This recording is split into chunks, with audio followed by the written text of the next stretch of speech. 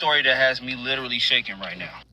So for All praises to Yahweh Bahashem Yahweh Shai. All praises to Yahweh Bahashem Yahweh Shai. So we're gonna watch this video real quick. If this lesson is very edifying. All praises to Yahweh Bahashem Yahweh Shai. Let's get right into this.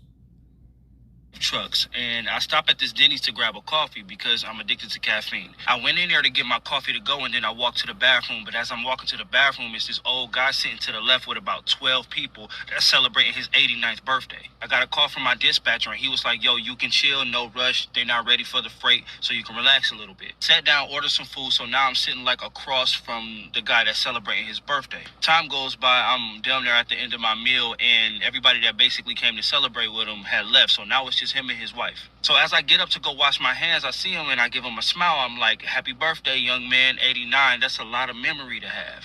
Here's the thing. I don't even know why I said that. He could have had Alzheimer's. I'm not even sure what I meant by that. But that's what I said.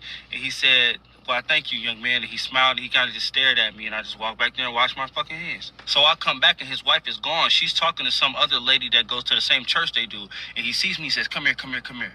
And I said, yes. And he said, there are way too many things that I wish I could forget. And I said, yeah, man, you make it to damn near 100 years old. I'm pretty sure you got a handful of regrets. And he looked at me with the most serious look ever and said, you have no idea. Well, now I'm curious. Do tell. He said, you know, I used to be a firefighter through the 60s and 70s. I said, that's what's up. That's a very commendable job. And he said, yeah, it should be. He said the 60s and 70s was a different time in every way possible. You know that, right? And I'm just like, yeah, no shit. He said, back in those times, I was a way different man, and who knew that we'd get to the point where we are in society today, and I'd be feeling the way I'm feeling about the decisions that I made back in those times. So I'm like, man, if you won't fucking tell me, bro. So right before he took a very long pause, he looked at me and said, back in those times, it was very common for firefighters that looked like me to leave people that looked like you in burning houses and buildings and horrible situations just to say they couldn't get to us. He said more times than he'd like to admit, he would hear screaming black people and children in burning buildings and houses and apartments and stores and cars, and he would literally just pretend he didn't hear it. He said his last time doing it was when he made eye contact with the baby that he deliberately went into a building to save and deliberately didn't. And he said that was the last time he did it, and he quit that year. He said the nightmare still hasn't stopped. He still hasn't forgiven himself, and therapy helps, but it's still a living nightmare to have those memories. And I guess that shit just shocked me so much because when it came to firefighters, I never thought of them like that. Like when it came to like police officers, lawyers, and judges, and everybody else, we knew they didn't give a fuck, especially police officers. We knew they didn't give a fuck about us. But I don't know why that didn't click to me that, no, it was everybody that hated us. Everybody. Everybody had a hand in deliberately making our lives worse. When I calmed down from being mad enough to want to pull the plug on his ass, I thought about it. And I was like, of course they did this.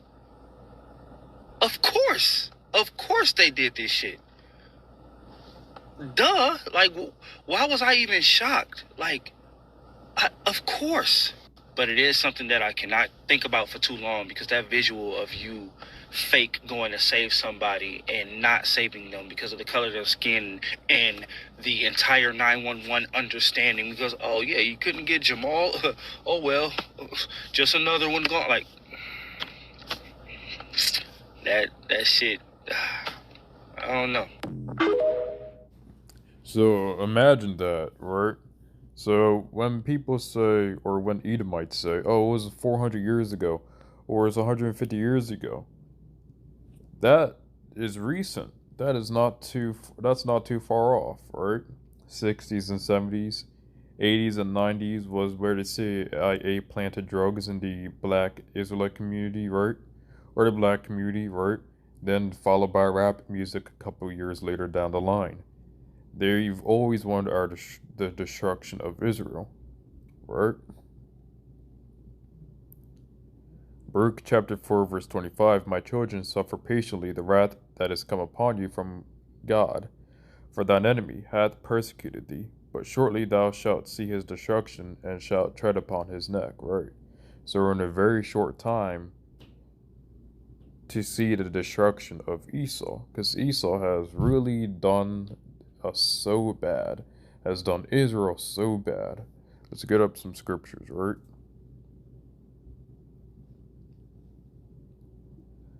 This is Ezekiel chapter 35, verse 5. Because thou hast had a perpetual hatred, and hast shed the blood of the children of Israel by the force of the sword in the time of their calamity, in the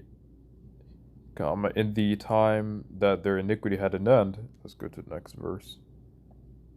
Right. Therefore, as I live, saith the Lord Yahweh, I will prepare thee unto blood, and blood shall pursue thee. Sith thou hast not hated blood, even blood shall pursue thee. Right on. Right. And verse 7, I'll stop right here in verse 7. Ezekiel chapter 35, verse 7. Thus I will make Mount Seir most desolate, and cut off from it him Salakia. Thus will I make Mount Seir most desolate, and cut off from it him that passeth out, and him that returneth. Right. So Esau's going to be completely wiped out by Yahweh Bahashem Yahweh Shai. We're going to get our vengeance soon. Right? Even though Esau has forgotten, even though some of our people have forgotten and say, oh, it was so long ago. It wasn't that long ago. Right? Yahweh Bahashem Yahweh Shai is never forgotten. He will deliver us. Amen. Alright, 2 Thessalonians chapter 2, verse 8. And then shall that wicked be revealed, whom the Lord shall consume with the spirit of his mouth, and shall destroy with the brightness of his coming. Amen. So I hope this lesson was very edifying. All praises to Yahweh Bahashem Yahweh Shai. Seek the kingdom and his righteousness, and all these things will be added unto you, and those that endure to the end, the same shall be saved. Alright.